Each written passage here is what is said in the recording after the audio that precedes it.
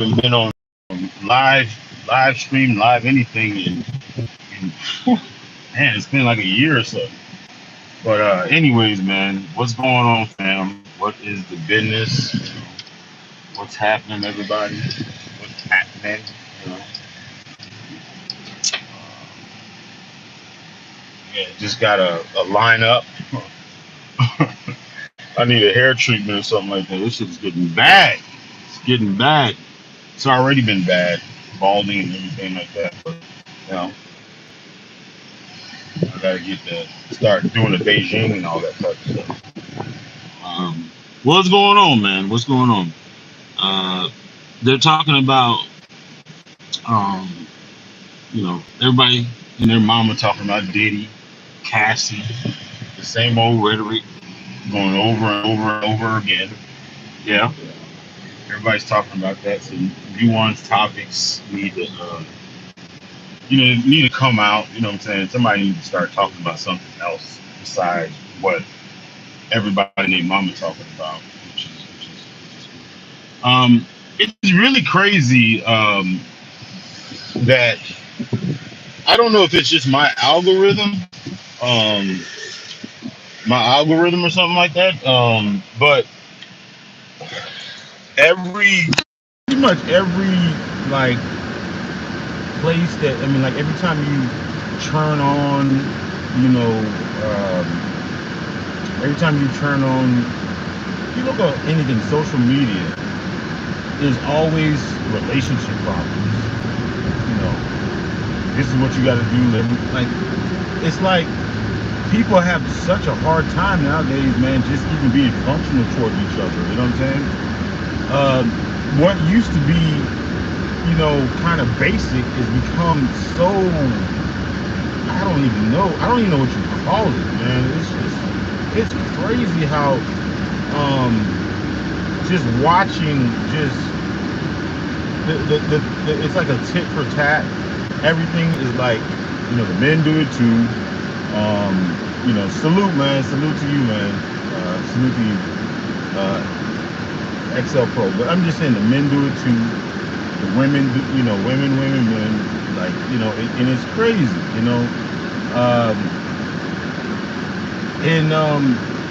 what's so sad is like men right now, especially in the West, are stuck in this endless loop of just, I don't know, just nothingness. You know what I'm saying? Because men, I think we're naturally inclined to lead something. You know what I'm saying? And with leadership, you're gonna have to have,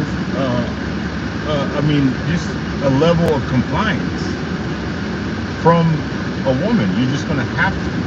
I think there's no other way to even have a functional relationship without some type of level of compliance.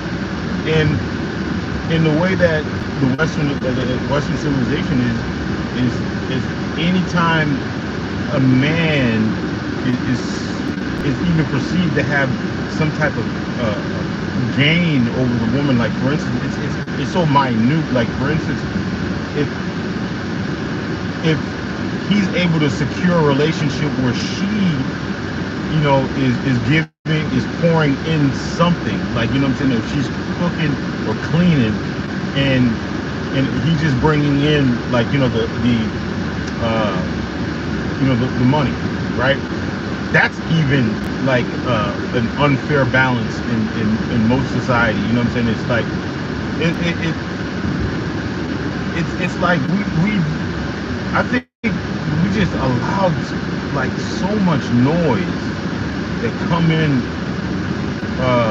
just so much noise. There's just so much noise, and the cliche thing to do is blame it on social media. You know what I'm saying?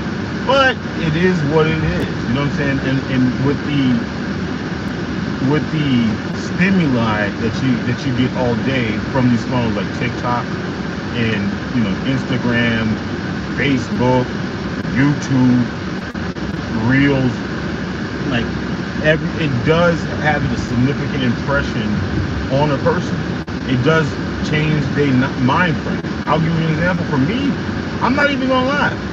Like, soon as I see, like, the baby hair, the nails, you know what I'm saying? As soon as I see the baby hair, the nails, I'm already thinking problematic. I'm already thinking problematic. She's probably a thought. She probably has a high body count. She probably has, like, you know, 4 niggas on standby, or, you know, they can't even, like, even the white women. You know what I'm saying? I just assume, like, and the thing about it is like, I mean, I'm even evicted of it because I mean, I have TikTok brain. So from watching, like, these dodo, like, these fucking, what do you call them? Potato heads. Those potato heads that every day blabbing, you know what I'm saying? You see them on, you know, podcast after podcast after podcast, sitting there, you know, trying to argue if 1 + 1 = 2. And they'll be like, no, why do I feel? I don't feel like 1 + 2. Like, come on, man. This shit is crazy, man. And I don't know, man. I think most people have to have a detox of this, because you really end up, just kind of internalizing all this shit. I remember I was just at a spot, right, and there was a woman sitting down, right. She was waiting on something, and there was like three chairs, right? And people were in line. You know, we were waiting on that. She was sitting there waiting, right?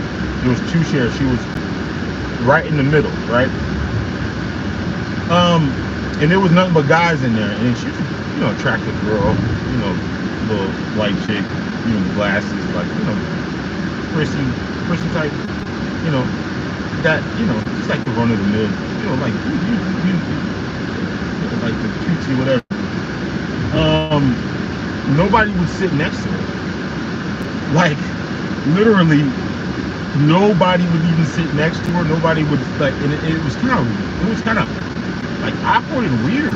Like, people were sitting there because it was a kind of a long wait, and then it's just I guess, I don't want to say men are so repulsed, but the Western modern woman is so, like, I guess I'd say repulsive, kind of, that you don't even want to even come near them. You don't want to even break their you know, any boundaries or anything like that. You know what I'm saying? You just don't even want to come near them. You know what's funny? It's just like these women on social media be talking about they're more scared of a man than a bear. You know what I'm saying? But honestly, when you really think about it, shit, when it comes to the ability to fucking, like, ruin you, man, these broads have free reign to ruin the fuck out of you. They can, all it takes is one allegation, one this, one that. I mean, they can ruin you. They can just ruin you. You know what I'm saying? So I think that, you know, the men probably should be a little bit more scared than the women, but that's just my opinion. But let's I was watching Corey Holcomb's show, right? And the one of Corey Holcomb's person that was on the 5150, they were going off, they were basically going in on Cassie. And I've actually said the same type of thing, but it's not politically correct to kind of even say it, because the thing about it is if you're critical of anyone that's been in that,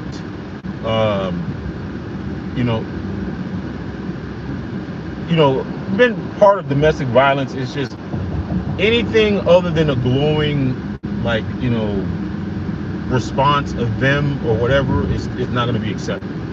So that person, you can't be critical of that person at all. You know what I'm saying? It's like when you're talking about this situation, all the condemnation needs to go on P Diddy. You know, because if you say anything, like, you know what I'm saying, that other person that we see as victim, even if they're horse shit, you still can't say anything about it. You know what I'm saying? It's like, piling on or whatever. It's like, think about, if somebody got in the car and didn't put on they didn't put on a seatbelt, and they were going 100 miles an hour and they crashed their car or whatever. I mean, it would be reasonable to say, you know what, that person's reckless. They should have freaking put on a seatbelt, and they shouldn't be going that fast. But when it comes to other things, like, for instance, a person was in a relationship with this type of person for 10 or more years or something like that. I don't know, like 10 years. 10 years. You got evidence of 10 years. 10 fucking years, right? It's like, oh yeah, they can't leave, they can't do this and whatever, like they were scared and whatever. I've never been in that position to where I was so scared to where I was getting abused or whatever. I couldn't really say anything or do anything. So I can sympathize with that shit.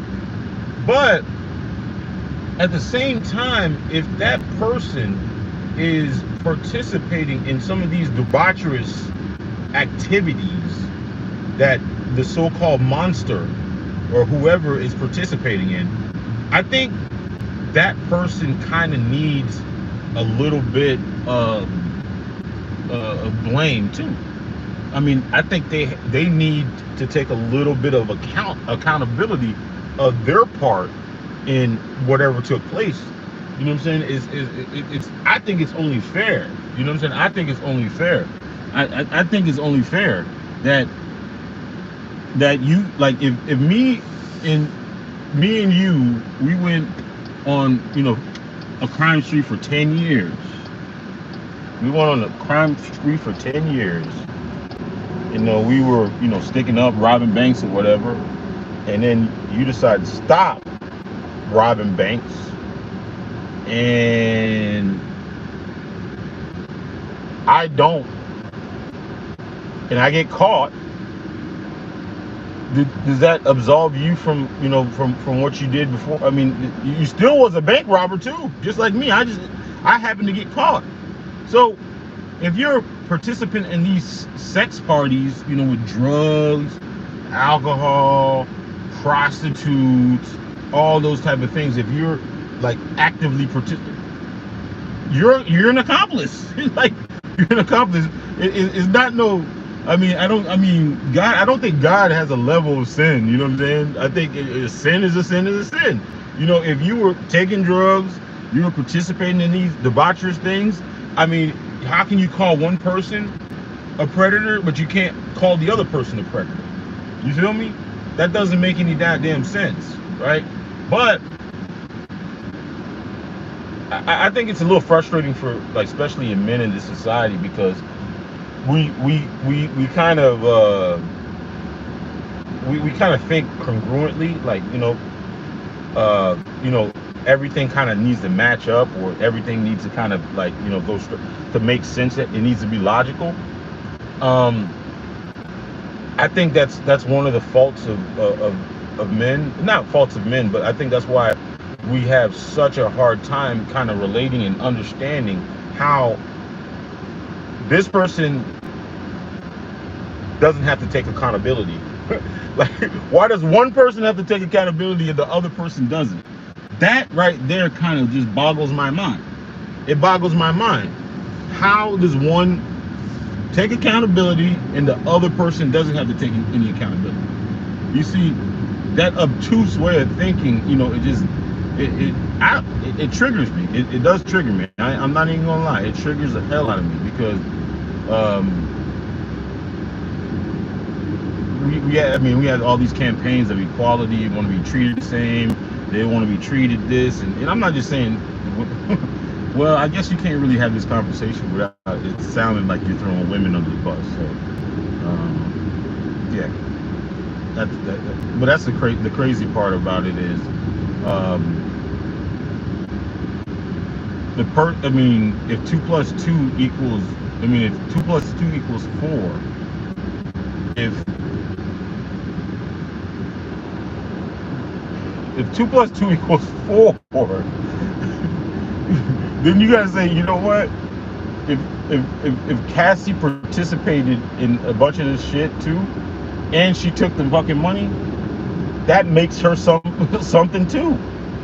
You know what I'm saying? If P Diddy did all this stuff, you know what I'm saying, because he had money, blah blah blah, and he's equal to a predator.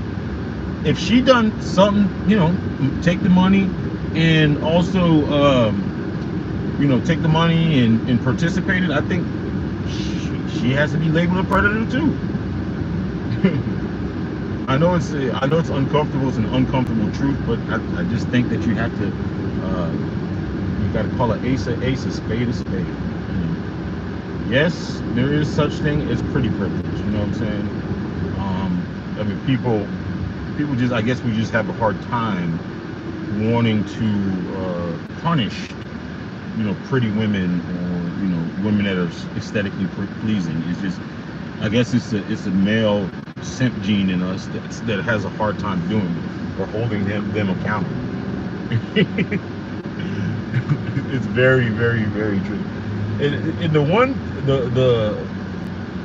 I saw the exchange with Joe Budden, and I'll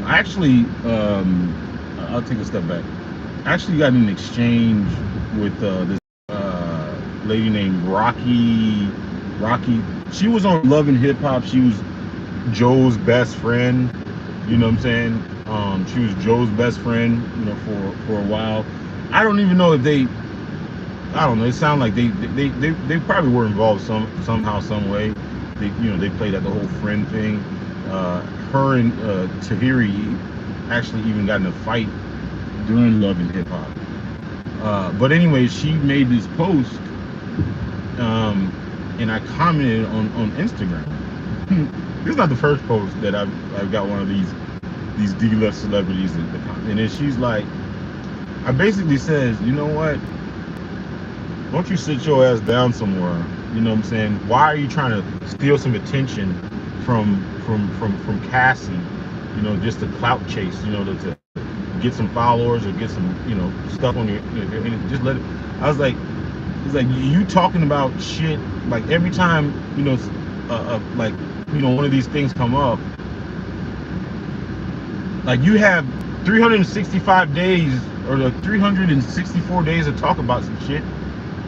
You know what I'm saying? To bring the shit up, raise awareness and shit like that. But you're quiet.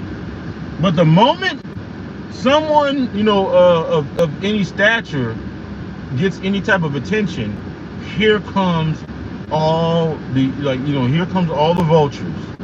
Like Evelyn Rosada, like Tahiri, like her. There are all abuse victims. All of a sudden.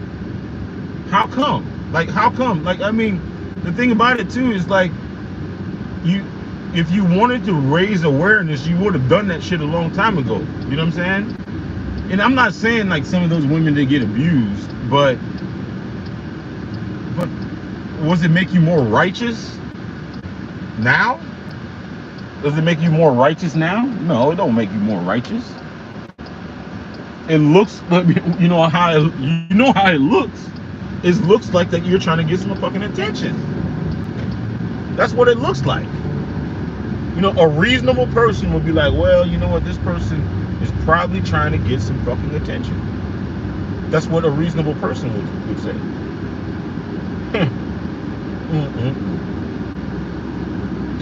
Man, shout out to This Might Be a Risky Podcast, man. Y'all go check Camp out, man. Been on the show a couple times. You know, I always enjoy myself there. You know, we were talking. There's this lady by Love Dorsey. We were talking. He interviewed her. It was a great interview with Love Dorsey, and I had gotten this little bit of back and forth. Shout out to Eva Queen. You know, she's the resident like anti man thing. But and we were having a discussion, right? She was just like, well, she's like one of those type of people that if it's male centered or she feels like it puts men in a good light, she's gonna shit all over it, whatever. So Love Dorsey's like this kind of a male centered, hold the women accountable type female, right? She, but she looks a little ratchet. She has the nails, she has the tattoos. You know what I'm saying? She looks like a typical city girl, but she doesn't really talk like a city girl. She talks, she's sensible. She talks like she talks about the women and the men. You know what I'm saying? She's reasonable. She talks reasonable. She sounds reasonable. All those type of things, right? So, the panel was talking. I was like, she was like rejecting it. She's like, I don't want to listen to her. I don't want to listen to her at all because I don't know. There's a million people, And I was like sitting there thinking. I was like, you know what? How does someone grow if they are not comfortable with being uncomfortable or listening from a different perspective? Like, why is it like, for instance, if I don't like the way that you look, or I don't like the way that that you like your sound or your tone, that I have to automatically reject the information. That shit right there makes no damn sense. And I was like thinking about that shit. I was like, you know what? I'm glad that I've got to a place to where I can listen to different people. You know what I'm saying? And I brought up the example with Derek Jackson, right? I fucking hate Derek Jackson's soul. In my book, he's a piece of shit. Like, fuck him. You know what I'm saying? But when a lot of men, even though he's a simp and all this type of, he's like the super simp, a lot of men can learn a lot from Derek Jackson, not what he says, but the red pill realities of what he stands for. Like, for instance, like, and I listening to Derek Jackson and watching his little clips and stuff like that, and then had I known this growing up, that, I mean, it's common sense, but a lot of people don't know this growing up. Like, you know what I'm saying? For instance, if a woman is attracted to you, you can go short of killing somebody, she will listen to you. If she's not attracted to you, she's not listening at all. And that's the one thing I learned from Derek Jackson. Derek Jackson can literally, I'm not even gonna say egregious. He can do the most egregious fucking things. But the women that are attracted to him don't give a fuck. They don't give a fuck. Internally, in their mental, they don't care. They're gonna jump through hurdles in their head to justify whatever bullshit that he's talking or bringing to the table. They will justify, and that's something that they naturally do. They naturally do. And the lesson is with some of the men, like, if you're talking to a woman, especially if she's not attracted to you, and then you're being logical, you're being reasonable and all this type of shit, shut up. There's like, you can show her you can show her the truth, you can show her the logic, you can show her the benefit, but if she's not attracted to you, it does not register. It does not register. It does not register at all. And the other thing I learned about Derek Jackson, it's like, there's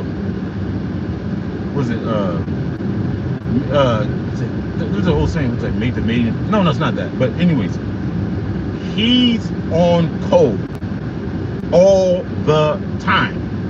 And that's the thing about successful people, is they are on code.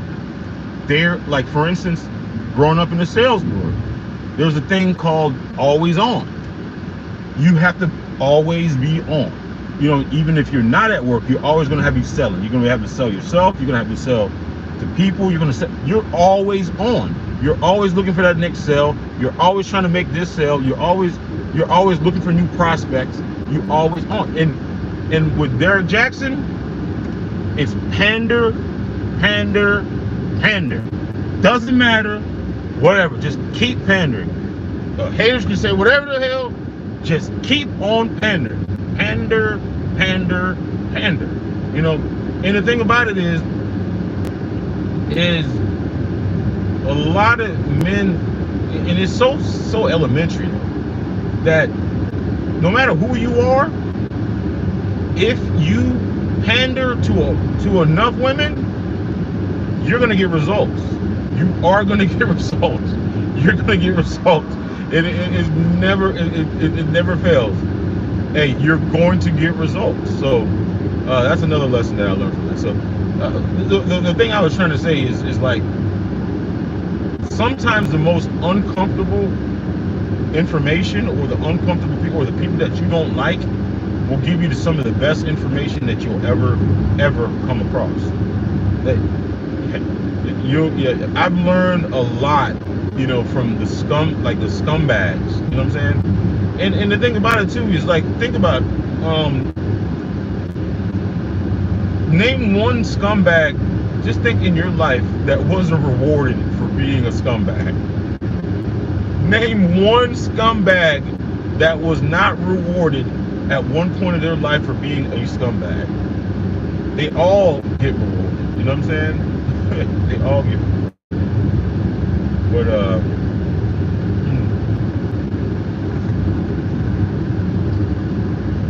I am definitely losing my hair. Oh my God, man, I'm balding. I'm balling. But anyways, man, I don't know what else I want to talk about. Damn, I hate this time of year. I didn't even watch the basketball game. I needed to watch the basketball game. Damn, I haven't even watched basketball. Jeez, man. Oh my God.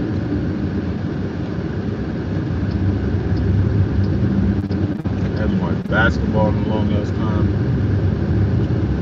Man, but anyways, man, thanks for joining. You know what I'm saying? Make sure you hit the like button. That would be greatly appreciated.